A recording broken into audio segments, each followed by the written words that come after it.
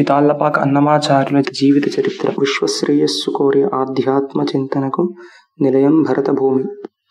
పరతత్వ బోధనమే పరమావధిగా చేసుకుని ఎందరో మహానుభావులు ఈ కర్మభూమిపై అవతరించారు. పరమాత్మతత్వాన్ని ప్రబోధించే మహానుభావుల ఉద్బోధలు నిత్యం ఈ వేద భూమిలో వినిపిస్తుంటాయి. కర్మ, భక్తి, జ్ఞానయోగాలనే 3 మార్గాలు ఆధ్యాత్మిక క్షేత్రంలో సుప్రసిద్ధాలు. అందులోనూ భక్తి మార్గమే విశేష వ్యాప్తి పొందినది. మానవజాతి జీవన ప్రవాహంలో భక్తి మార్గాన్ని నారదుడు, శాండిల్యుడు, వ్యాసుడు మొదలైన మహర్షులు ప్రబోధించారు. ఉత్తర భారతదేశంలోని తులసీదాస్, కబీర్, మీరా, సూర్దాస్, జయదేవుడు, లీలాశుకుడు భక్తితత్వాన్ని కావ్యాలుగా, గీతాలుగా రూపొందించిన ధన్యజీవులు. దక్షిణ భారతదేశంలో భక్తి మార్గాన్ని ప్రపత్తి రూపంలో ప్రబోధించిన వారు భగవద్ రామానుజులు. తమిళంలో వైష్ణవ గీతాలకు నాలాయిర ప్రబంధాలని వ్యవహారం. పన్నిద్దరు ఆళ్వార్లు విశిష్టాద్వైత సిద్ధాంతాన్ని పాశురాలుగా వెలయించారు. కన్నడంలో భాగవత ధర్మాన్ని క్రీస్తు శకం 11వ శతాబ్దం నుండి హరిదాసులు పదగళు పేరుతో విశేష ప్రచారంలోకి తెచ్చారు. తెలుగు శివకవుల యుగంలో శివ వాంగ్మయం పదములుగా వెలసినట్లు తెలుస్తున్నది. క్రీస్తు శకం 13వ శతాబ్దంలో కృష్ణమాచార్యుని సింహగిరి నరహరి వచనములు ప్రసిద్ధికెక్కినాయి. తరువాత యాగంటివారి పదాలు తత్వార్థ బోధకాలైన రచనలుగా గుర్తింపు పొందాయి. క్రీస్తు శకం 15వ శతాబ్దంలో పదకవిత క్రొత్త పుంతలు త్రొక్కింది. నామ సంకీర్తనం యస్య సర్వపాప ప్రణాశనం. సర్వపాపాలను కడిగివేయగల భగవన్నామ పరమార్థాన్ని విశాల పద సాహిత్యంలో వెలువరించిన ధన్యజీవి తాళ్లపాక అన్నమాచార్యులు. అందమైన రామానుజాచార్య మతమును అందుకొని విలచి విందువలె మాకును శ్రీ వెంకటనాథునిచ్చే అందరిలో తాళ్లపాక అన్నమయ్య. 16వ సంపుటం 1వ భాగం 23వ సంకీర్తన. క్రీస్తు శకం 15వ శతాబ్దంలో శ్రీ వెంకటేశ్వరాంకితముగా 32,000 పదాలను రచించి వైష్ణవ మతాన్ని పునర్జీవింపచేసిన చరితార్థుడు అన్నమయ్య. వీరి పదాలు ఈనాటికి ప్రతి నోటా వినిపిస్తుంటాయి. భగవంతుని యొక్క నామాన్ని, లీలలను, గుణగణాల్ని సంకీర్తన వాంగ్మయంలో పొందుపరచి ఆచంద్ర తారార్కం తరిగిపోని కీర్తిని పొందిన అన్నమయ్య జీవిత చరిత్ర ఎందరికో మార్గదర్శకం. అన్నమాచార్య చరిత్ర రచనకు వీరి మనుమడు తాళ్లపాక చిన తిరుమల వేంగళనాథుడు రచించిన అన్నమాచార్య చరిత్ర ఆధారం. ఇది పద కావ్యం. ఇతడు పెద తిరుమలాచార్యుని 4వ కుమారుడు. చిన్నన్న అని వ్యవహార నామం. తాతగారి జీవిత చరిత్రను ప్రామాణికంగా రచించినవాడు.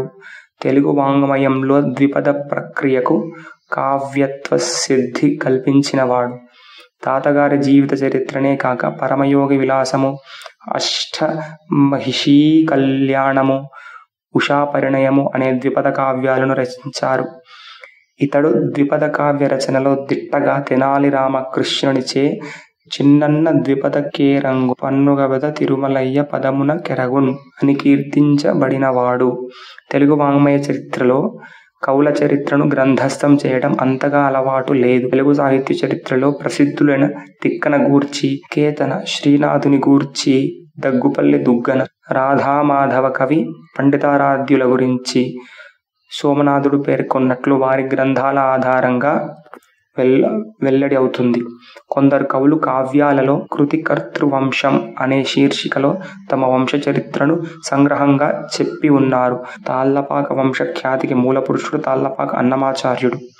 హరికీర్తనాచార్యుడు, పదకవితా పితామహుడు, పంచమాగమ సార్వభౌమ బిరుదాంకితుడగు అన్నమాచార్య చరిత్రను అన్నమయ్య మనుమడైన చిన్నన్న రచించినది కాబట్టి చారిత్రక సాహిత్యపు విలువలు గల ప్రామాణిక గ్రంథమని చెప్పవచ్చును.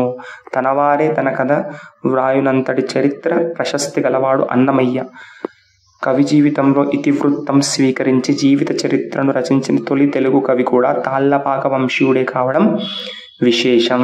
అన్నమాచార్య చరిత్ర ద్విపద వ్రాతప్రతిని కడప జిల్లా రాయచోటి తాలూకా మడితాడు గ్రామవాసి శ్రీ తాళ్లపాక సూర్యనారాయణయ్య గారు పాత తాటాకు ప్రతిని అనుసరించి క్రీస్తుశకం 1940 సంవత్సరంలో వ్రాసినారట. వీరు వ్రాత ప్రతిని తిరుపతి శ్రీ వెంకటేశ్వర ప్రాచ్య గ్రంథాలయానికి ఓరై అందజేశార. ప్రతిని క్రీస్తుశకం 1966లో పీఠిక మాత్రమే ద్వితీయ ముద్రణగా వెలువడింది. మరల క్రీస్తుశకం 1978 సంవత్సరంలో తాళ్లపాక వాంగ్మయకర్తలైన శ్రీ గౌరి పెద్దిరామ సుబ్బయ్య శర్మ గారి 3వ ముద్రణను దేవస్థానం వారు వెలువరించారు. ఈ ద్విపద కావ్యంలో అన్నమాచార్యుని పూర్వుల నుండి అన్నమయ్య జననం, జీవిత వృత్తాంతాలు, అన్నమయ్య పుత్ర పౌత్రాదుల వివరాలు, వారి రచనల వివరాలు పేర్కొనబడ్డాయి. ప్రస్తుత రచనలో అన్నమాచార్య చరిత్ర ద్విపద కీర్తనల ఆధారంగా క్రమానుగతంగా వివరించబడుతుంది. తాళ్లపాక పొత్తిపినాడు మండలం నడిబొడ్డున తాళ్లపాక గ్రామం విరాజిల్లుతుండేది. ఆ గ్రామంలో వెలసిన శ్రీ చెన్నకేశవ స్వామి కరుణాకటాక్షములతో ఆ గ్రామ జనులు సుఖవంతులై జీవనం సాగించేవారు. ఇచ్చటి చెన్నకేశవ స్వామి విగ్రహాన్ని జనమేజయుడు ప్రతిష్ఠించాడని కథనం. సస్యశ్యామలమై విరాజిల్లే ఈ గ్రామం సన్మునులకు అఖిల దేవతలకు నిజవాసమయుండేది అని అంటారు స్థలజ్ఞులు. ఆ గ్రామవాసులు కనుట గోవిందు మంగళ విగ్రహంబే, వినుట నారాయణ వృత్తాంతచయమే, చేయుట కౌస్తుభాంచిత పూజే, తలంపు సేయుట మాధవు శ్రీపాదయుగమే, కుడుచుట వనమాలి గొను ప్రసాదంబే, నడచుట నందనందను నగరికేనే కాని దుర్విషయ పంగతి కలలోన. తలపక ఇందిరారమణ పదైక మనసులుగా జీవనం గడిపేవారు.